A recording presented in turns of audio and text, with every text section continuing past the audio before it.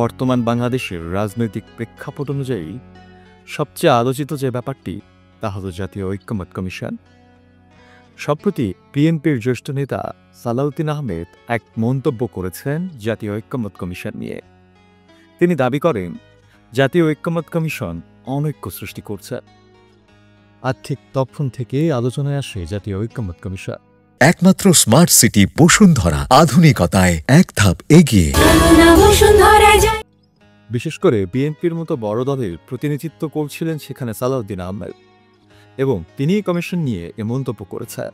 অথচ জাতীয় ঐক্যমত্য কমিশনের যাত্রা শুরু হয়েছিল আলোচনার মধ্য দিয়ে, এবং সে সময় দেখা যায় বাংলাদেশের রাজনৈতিক নানা দল নানা ব্যাপারে সেখানে আলোচনা করছে, এবং তারা খুব সৌহার্দ্যপূর্ণ অবস্থায় আলোচনা করার চেষ্টা করছিল।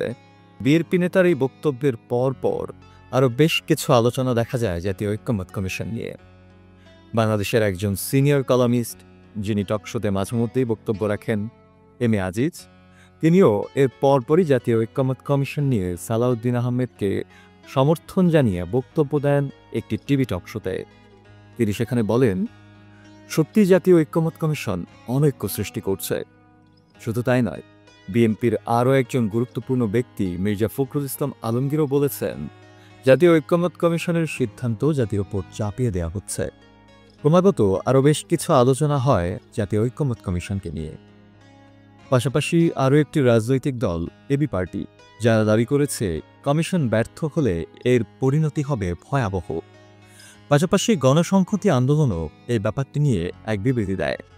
গণসংহতি আন্দোলন জানায় কমিশনের সুপারিশ জুলাই সনদকে অনিশ্চয়তার মুখে ফেলেছে। সবকিছু মিলিয়ে নানা প্রশ্নের মুখে এই মুহূর্তে জাতীয় ঐক্যমত্য কমিশন। ঠিক এই মুহূর্তে দাঁড়িয়ে ভবিষ্যৎ কোন দিকে যাচ্ছে এবং সেই কমিশনটি তাদের উদ্দেশ্যে ঠিক কতটা সাফল্যের পথে এগিয়ে যাচ্ছে তা বড় প্রশ্ন। এই প্রশ্ন এখন জাতির।